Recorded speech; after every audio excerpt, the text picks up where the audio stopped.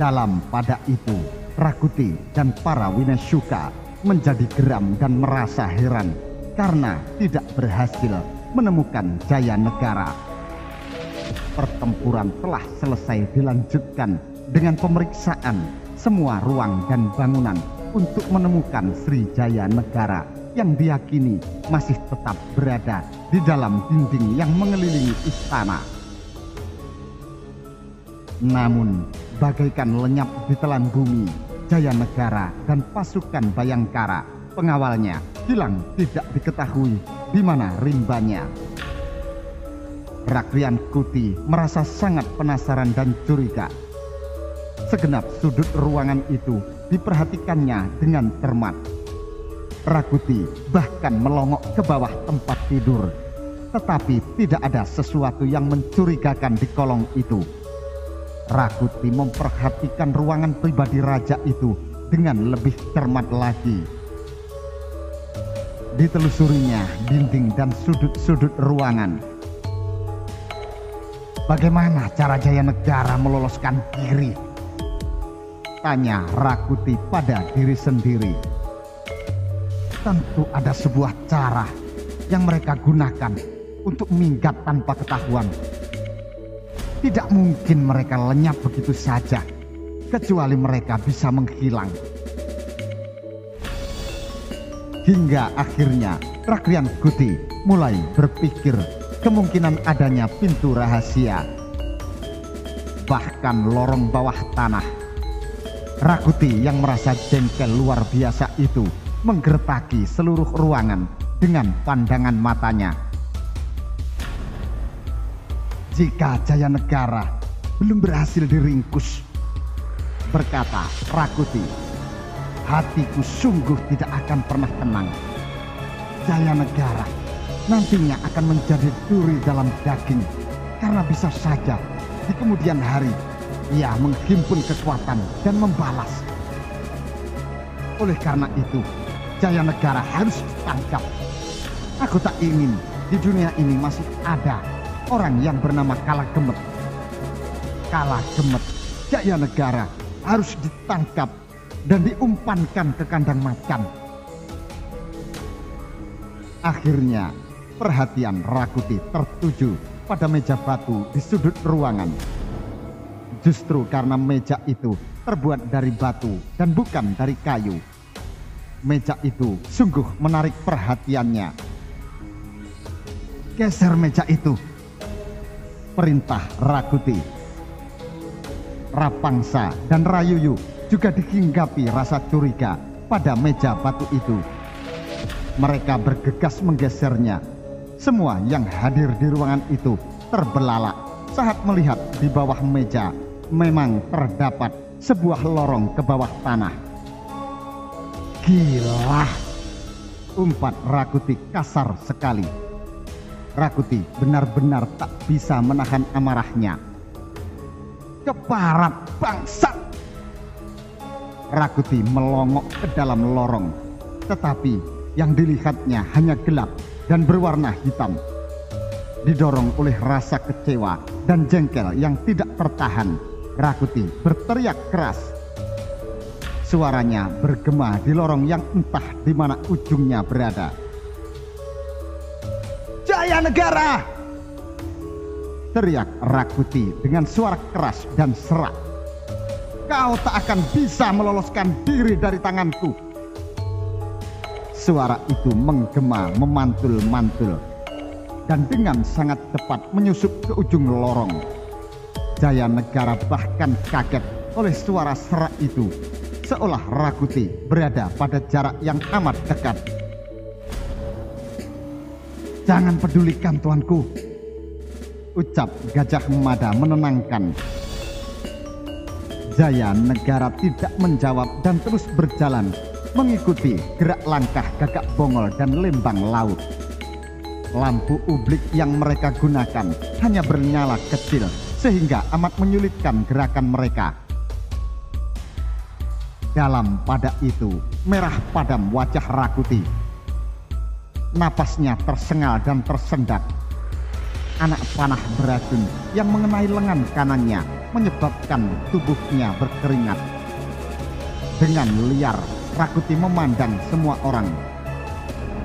"Susul mereka!" perintah Rakuti dengan suara bergetar. "Aku menginginkannya untuk kuumpankan ke kandang macan. Ayo cepat, susul mereka. Yang lain cegat mereka, jangan sampai lepas." Rapangsa dan Rawedeng bertindak cekatan. Kedua Winesuka itu segera memanggil beberapa prajurit bersenjata yang berjaga-jaga di luar. Ragrian Pangsa dan Ragrian Wedeng memimpin langsung prajurit itu untuk mengejar mereka yang melarikan diri. Obor dinyalakan untuk menerangi ruang bawah tanah itu. Obor dengan minyak jarak yang cukup dan dengan nyala yang benderang. Begitu mereka memasuki sebuah belokan di lorong bawah tanah itu, maka terlihatlah nyala obor yang timbul tenggelam di kejauhan. "Itu mereka!" berteriak Rapangsa. "Ayo kita kejar!"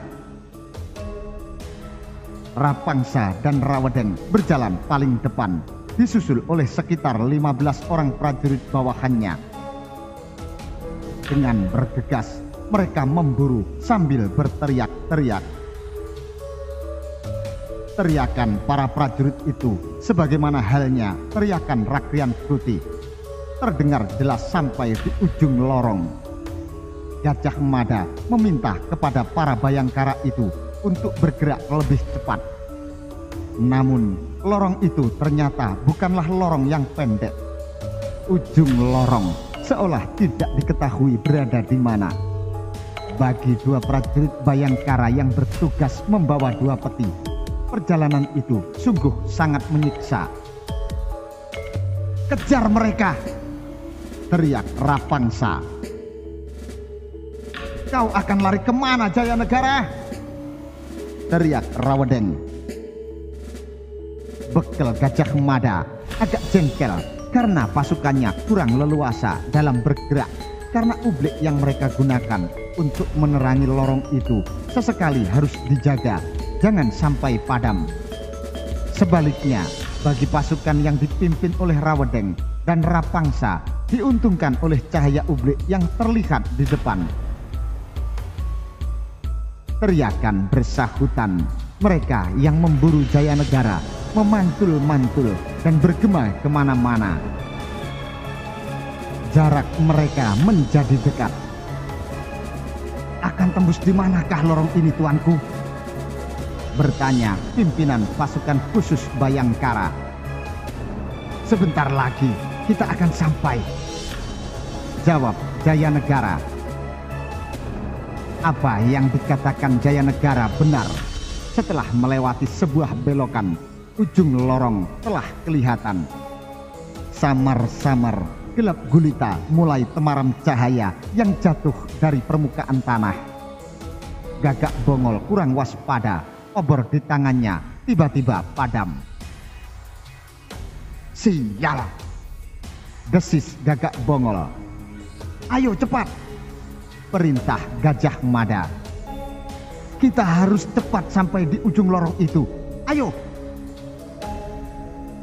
Pada sisi jarak yang ada, pasukan Bayangkara yang mengawal Jayanegara itu terpaksa merayap tanpa nyala obor. Gagak Bongol yang berjalan paling depan harus meraba-raba dinding, sementara dari arah belakang teriakan-teriakan pasukan pemberontak yang mengejar mereka terdengar makin dekat. Dengan riuh rendah serta sangat bernafsu, pasukan kecil yang dipimpin Pangsa memburu mereka. Demikian riuh mereka yang ditugaskan mengejar Sri Jayanegara itu, hingga Gajah Mada mampu menyimpulkan jumlah mereka tentu cukup banyak. Bahkan mungkin 2 atau 3 kali lipat jumlah mereka. Sejenak terjadi kegaduhan ketika Rapangsa yang berada paling depan sendiri terjatuh karena tersandung.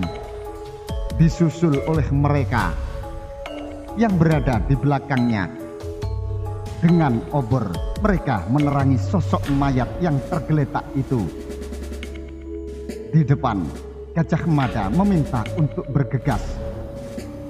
"Cepat!" teriak Gajah Mada. "Yang masih di belakang, hambat mereka dengan anak panah." Gagak Bongol yang pertama kali keluar dari dalam lorong bawah tanah kebingungan karena belum berhasil mengetahui di mana berada.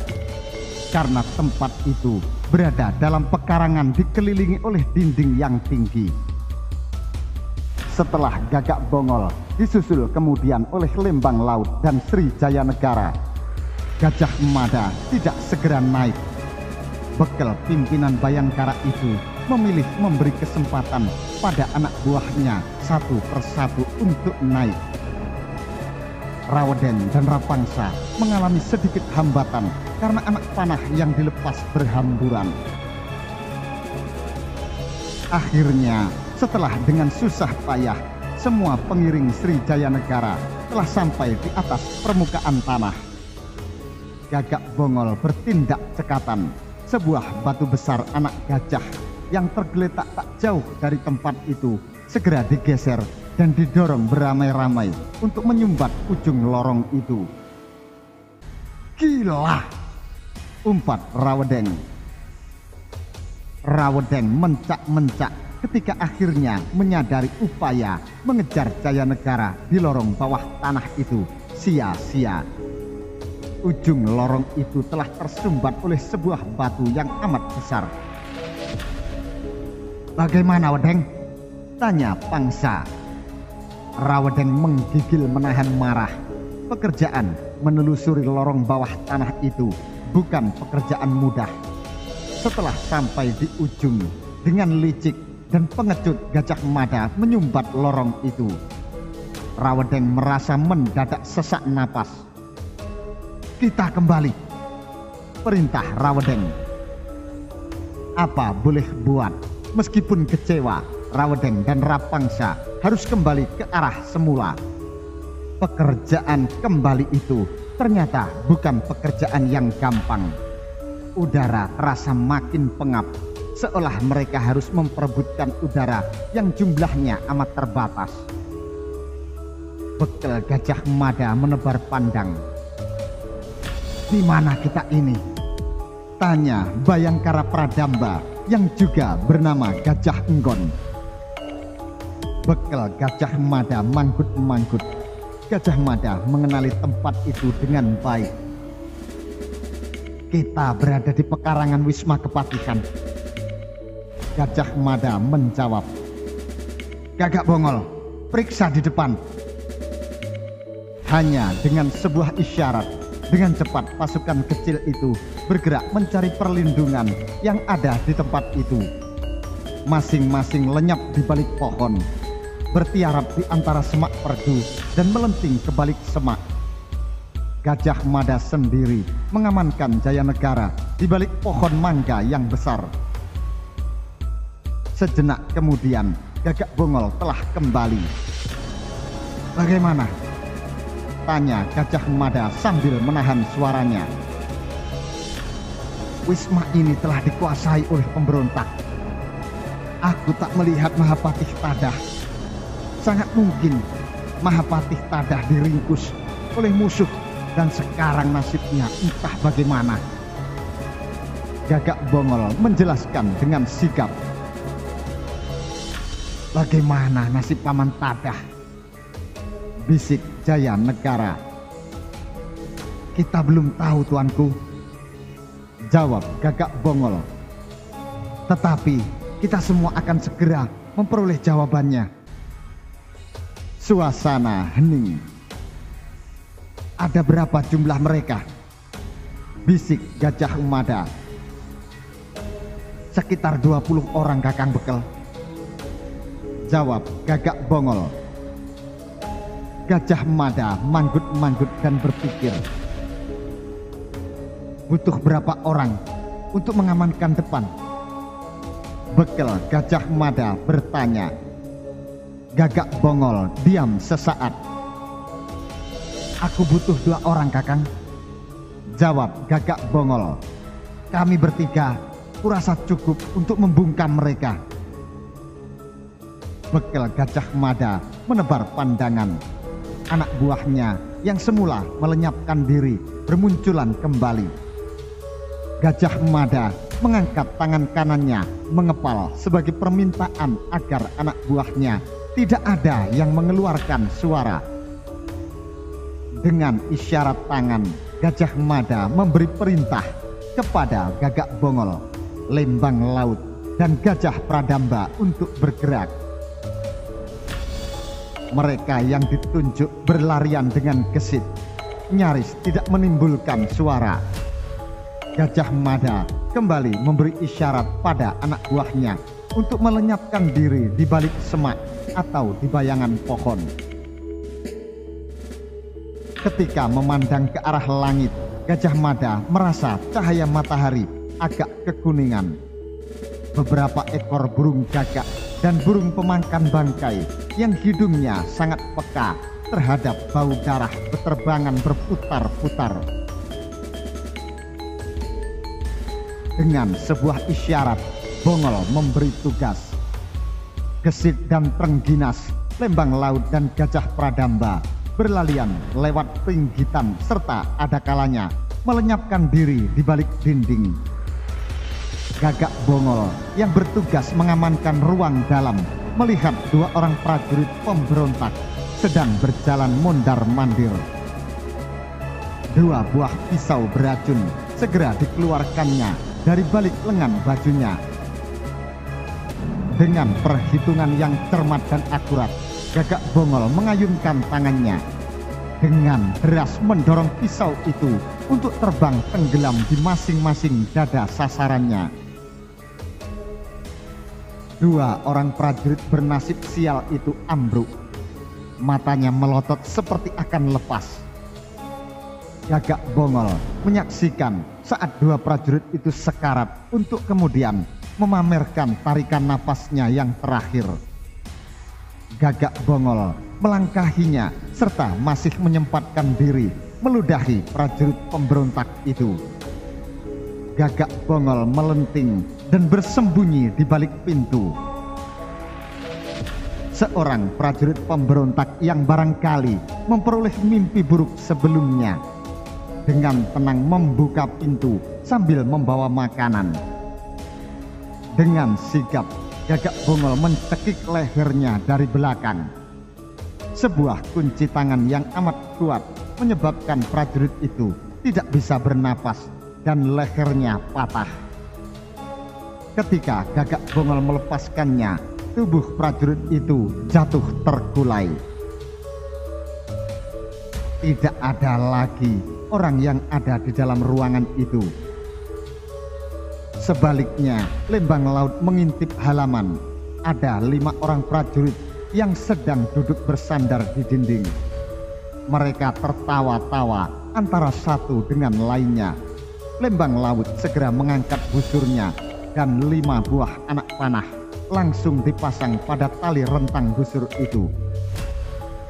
Dengan kemampuan bidiknya yang luar biasa, Lembang Laut mengarahkan anak panahnya kepada 5 orang yang akan dijadikan sasarannya sekaligus. Setelah merasa yakin, Lembang Laut melepasnya. Anak panah itu melesat cepat menggapai sasaran. 4 orang terjengkang seketika dengan dada tembus dan tidak perlu waktu lama untuk berkelojotan kemudian mati. Namun seorang di antaranya lolos dari kematian dan dengan sigap melenting mempersiapkan diri. Orang itu akan berteriak memberi isyarat pada teman-temannya. Dengan tekatan, Lembang Laut memasang anak panah untuk mencegah orang itu membuka mulut. Namun, Lembang Laut merasa tidak memiliki waktu cukup. Lembang Laut segera mengambil pisau di balik lengan bajunya dan siap melemparkan pisau itu. Akan tetapi, sebelum Lembang Laut melakukan sesuatu, ia melihat sosok prajurit pemberontak yang akan menjadi sasarannya itu telah ambruk. Anak panah telah menyambar tengkuknya. Dari arah balik pintu, Gajah Pradamba muncul sambil mengepalkan tangan dan memamerkan senyum khasnya. Lembang Laut tidak bisa menyembunyikan senyum sambil membalas dengan mengepalkan tangan pula. Lembang Laut melenting melewati dinding batas penyekat serta bermaksud menuju halaman samping. Akan tetapi Lembang Laut melihat mayat-mayat yang bergelimpangan berserakan di sana. Lembang Laut menggeleng-gelengkan kepala, membayangkan entah dengan cara bagaimana Gajah Pradamba yang dikala muda bernama Enggon itu melakukan. Dalam pada itu Gagak Bongol mendengar sebuah suara yang agak ganjil. "Gila!" desis Gagak Bongol. "Suara apa itu? Riuh sekali." Suara itu suara birahi. Dengus laki-laki dan perempuan tanpa tedeng aleng-aleng melepas lenguh nafsu. Gagak Bongol yang merasa penasaran melangkah mengendap-endap, ingin mengetahui apa sebenarnya yang tengah berlangsung begitu riuh. Gagak Bongol menggeleng-geleng kepala menyaksikan apa yang terjadi.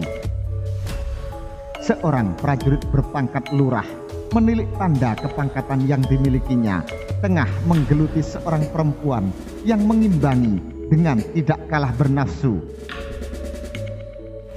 "Keparat!" desis Gagak Bongol yang merasa mual menyaksikan apa yang terjadi. "Aku mengenal Lurah Surandono dengan baik. Aku tahu perempuan itu bukan istrinya. Jelas ia jenis wanita murahan yang bisa dipakai oleh siapapun. Di dalam perang seperti ini, orang-orang semacam Surandono tentu akan memanfaatkan keadaan dengan baik untuk memuaskan keserakahannya."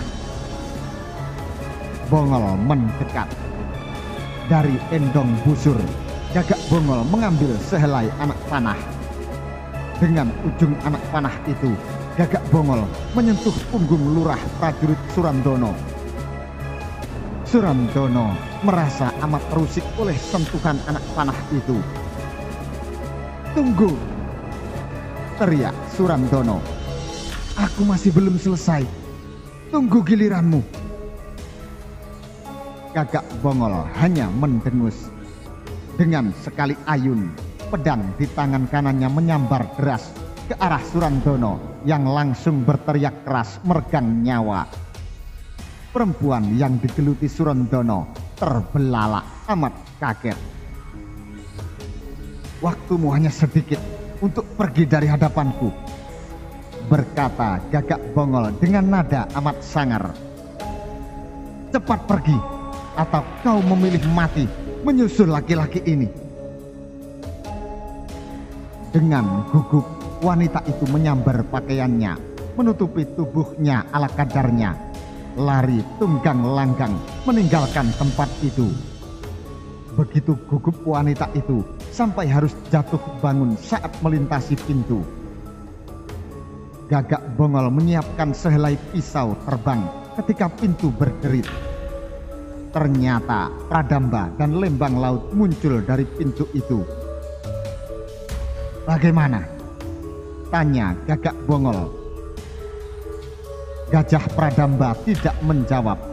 Perhatiannya tertuju kepada tubuh yang tergeletak di atas pembaringan dengan luka melintang membelah punggungnya. "Ada perempuan lari tunggang langgang," bertanya Gajah Pradamba. "Ada apa? Apa yang terjadi?" Gagak Bongol tersenyum. "Sayang, kalian terlambat," jawabnya. "Baru saja aku menyaksikan tontonan yang amat menggairahkan. Namun, karena aku merasa tidak senang jika kalian ikut-ikutan melihat, maka tontonan yang menggairahkan itu aku hentikan dengan paksa." Gajah Pradamba dan Lembang Laut memandang Gagak Bongol dengan tatapan mata datar. Dua prajurit pilihan dari pasukan Bayangkara itu kemudian memperhatikan mayat yang tergeletak di depannya. "Tidak usah kita bayangkan apa yang terjadi," ucap Lembang Laut. "Tidak baik untuk anak-anak." Gagak Bongol dan Gajah Pradamba tidak bisa menahan senyum. Dalam perang dan keadaan yang gawat, masih bisa-bisanya mereka bercanda dan guyon.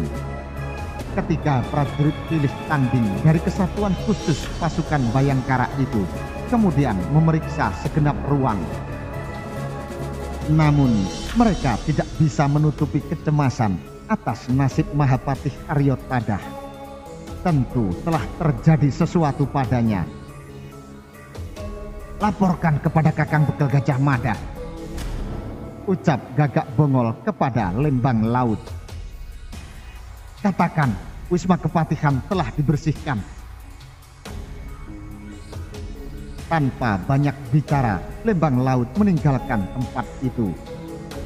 Gagak Bongol dan Gajah Pradamba melanjutkan pemeriksaan. Meski tempat itu telah diaduk, tidak ada jejak kejelasan nasib Mahapatih Aryo Tadah. Bahkan di beberapa sudut terlihat bekas-bekas perang dan beberapa prajurit pengawal Wisma Kepatihan terbunuh. "Bagaimana?" Gajah Mada menyongsong Lembang Laut. Lembang Laut tidak menjawab, tetapi dengan gerakan khusus isyarat tangan, Lembang Laut melapor bahwa pekerjaan pembersihan Wisma Kepatihan yang dikuasai musuh telah berhasil diselesaikan dengan baik. "Bagaimana dengan nasib Paman Tadah?" tanya Gajah Mada yang sudah tidak sabar lagi. Lembang Laut menggeleng. "Wisma Kepatihan telah diduduki," jawab Lembang Laut.